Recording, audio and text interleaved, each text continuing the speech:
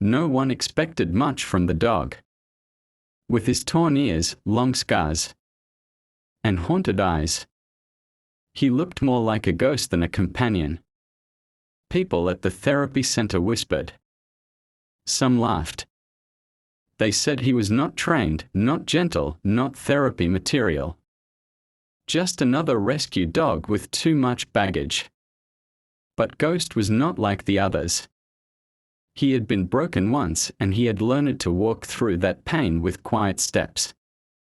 And beside him was Noah, the 16-year-old boy in the wheelchair, who had lost the use of his legs in an accident that nearly shattered his spirit.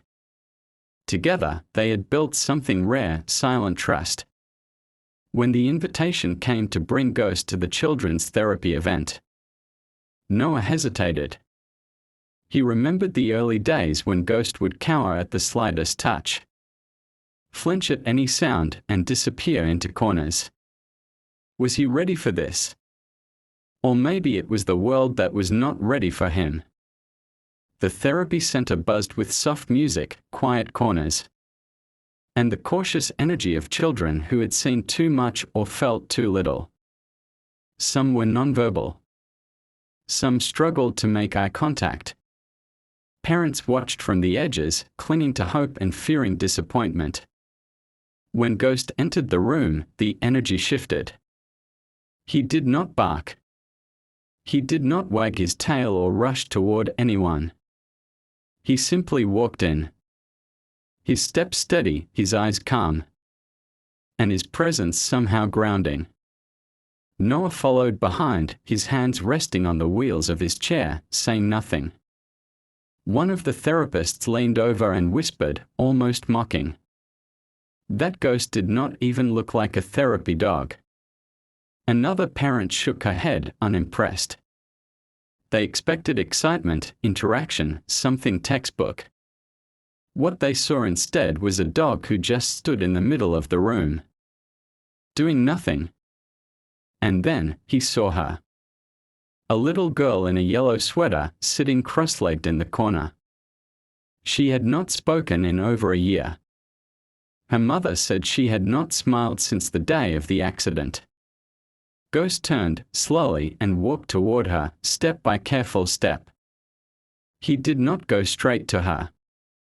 He stopped a few feet away, lay down gently, and waited. No one moved. No one spoke. Time seemed to slow as the girl looked at him. Her hands clenched in her lap. Her body stiff with uncertainty. But her eyes never left him. Seconds turned into minutes. And then, she leaned forward, just a little. Her fingers reached out, shaky and unsure, and touched the top of Ghost's head. He stayed still. Not a flinch, not a twitch. Just trust. The girl let out a sound. A soft giggle. Barely more than a breath. Her mother gasped. One hand flew to her mouth. The therapist's eyes widened. The girl looked up at Noah and said, in a voice thin with silence but bright with truth, "He is not scary." It was the first sentence she had spoken in 14 months. And it was enough to silence the room. Ghost blinked slowly and shifted closer. The girl's hand moved along his fur. And for the first time since the accident, she smiled. A real, open, childlike smile. Noah's hands tightened slightly on his wheels and he lowered his head. He knew what just happened. Everyone in that room did. After that, something changed. A boy who had been hiding behind his father's leg came forward and offered Ghost a ball. Another child placed a blanket near him and sat beside him. Not touching, just close. Ghost did not react with excitement. He responded with something more powerful, presence. One by one, the children began to move. Slowly, cautiously, they reached toward Ghost, not because anyone told them to, but because something in him made them feel safe. It was not his look, not his size. It was something quiet in the way he waited. Without expectation, without judgment. Ghost had never been trained to do this. He had never worn a vest or passed an exam. But he understood fear. He understood silence. He understood what it meant to be touched too hard by life and to need time, space, and patience before letting anyone close again. Noah sat to the side, watching. He did not give Ghost any commands. He did not need to. Their bond was never about words or rules. It was about something deeper, mutual understanding, born from pain. He had once said, "I know what it is like to be scared." Ghost had believed him. The therapists whispered among themselves, stunned.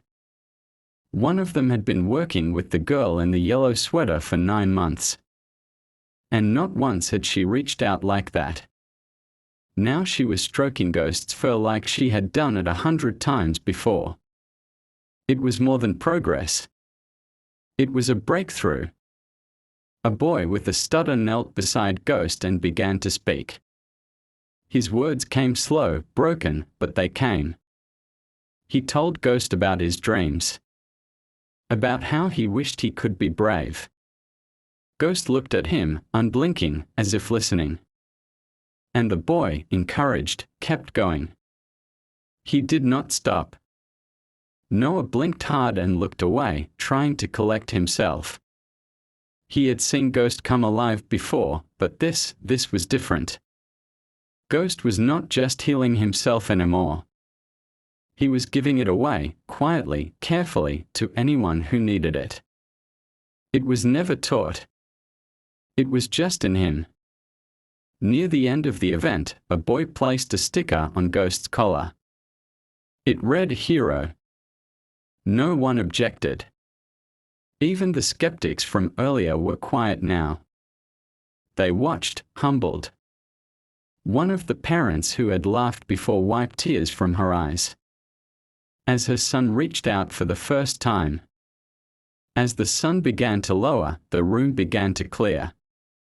Parents gathered their kids. Therapists offered gentle praise. But one child lingered.